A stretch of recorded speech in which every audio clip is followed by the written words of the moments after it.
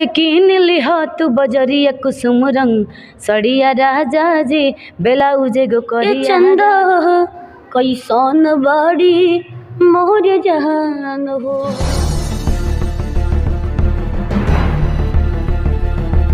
अभी हम संदीप लाल सागर जी से अपने के मिलवाओ तनी अलका यादव जी की गुरु जी बानी और सहयोगी बानी, मतलब कि सब कुछ बानी सहयोग करे वाला। तो हम वहाँ से कुछ जानकारी लें कि अलका जी के का वहाँ के सपोर्ट कैले बानी। सबसे पहले पी भारत न्यूज अपने के स्वागत बा।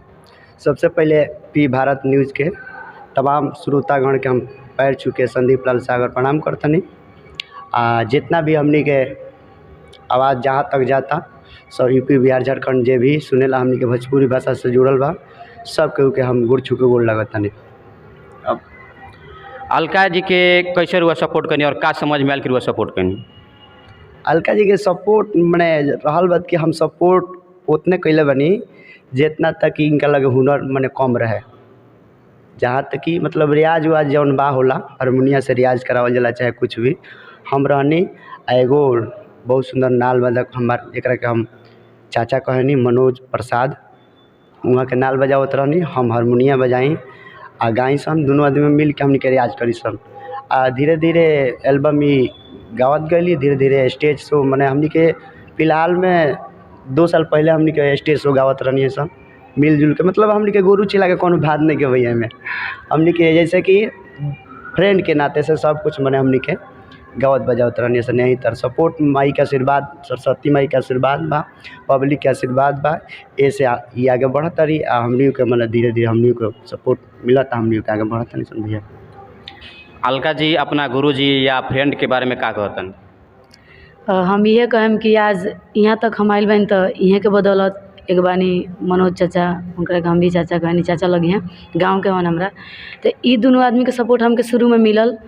ओकरे बाद रुआ के हम बतेबे कहनी कि अरमान के पापा राम बाबू जी हो गनी, मदन यादव जी हो गनी, ये सब के हमके बहुत मतलब सपोर्ट मिलल, अभी भी मिलत अटे और मतलब आशा रही कि आगे भी मिली। सबसे पहले मैं Alka Yadav G P Bharat news में आपका स्वागत है। सबसे पहले जितना भी पी भारत से जितना भी भैया देखा तनी सब कोई के परछी के प्रणाम।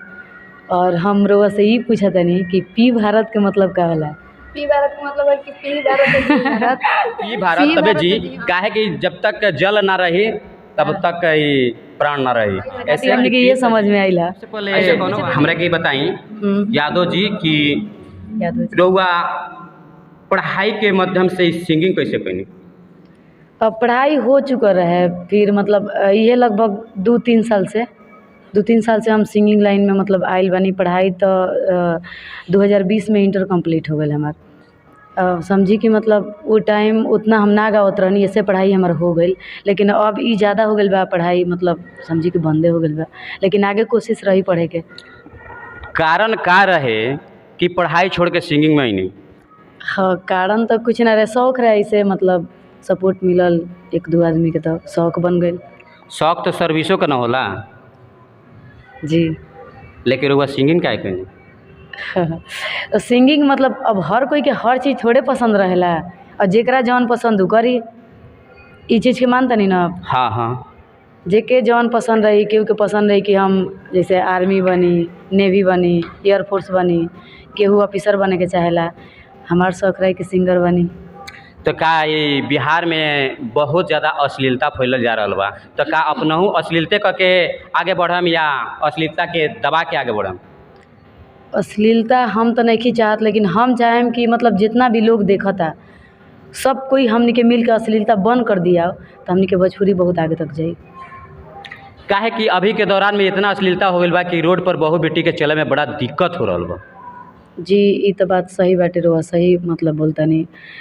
तो ये सब हम रहुआ एक दूसरे ये सब हमनी के मिल के फैलावत नहीं सर। अगर हमनी के मिल के बंद कर दिया जाए तो सब चीज़ अच्छा हो जाए। का अश्लील गाना गा के या अश्लील वीडियो वायरल करके हीरोइन बन सकल जाता?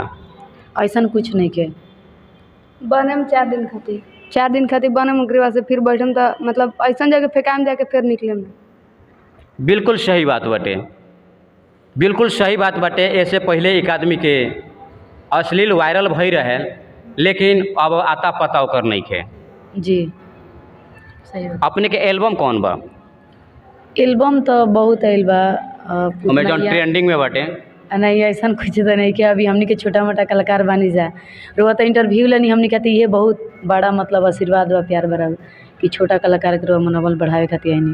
तो ट्रेंडिंग में जौन अभी जौन भी चलता ओकरा के सुने। अभी तो ज़्यादा स्टेज ही चलता अरमान के साथे। तो स्टेज प्रोग्राम में कौन गाना बाटे जौन अपने के वायरल बाटे? एगो गाना बा जौन कि पहले हम अरे आओ तर कई के नौकरिया आओ तर कई के नौकरिया आजा के कीन लिह तू बजरिया कुसुम रंग सड़िया राजा जी ब्लाउज गो करिया राजा जी कुसुम रंग सड़िया राजा जी ब्लाउज गो करिया राजा जी।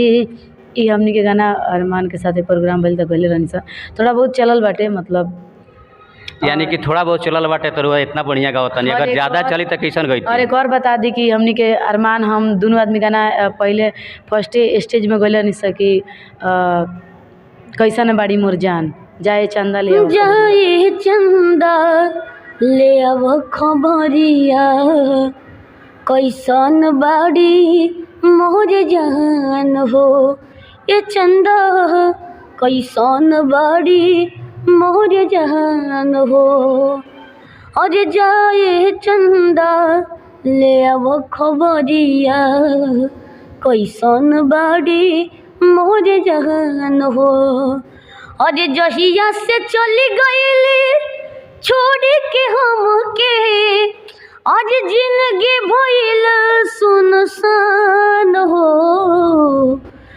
जाए चंदा ले अब खबरिया कैसन बाड़ी मोर बात सुननी और जितना भी कलाकार लोग से बात करनी सब ये चैनल के अपना माध्यम से रुआ के दिखाएम और हमारा कैमरा में कैद हो गई बा रुआ के दिखाओ चलम। अभी के लिए हम जितेंद्र पंडित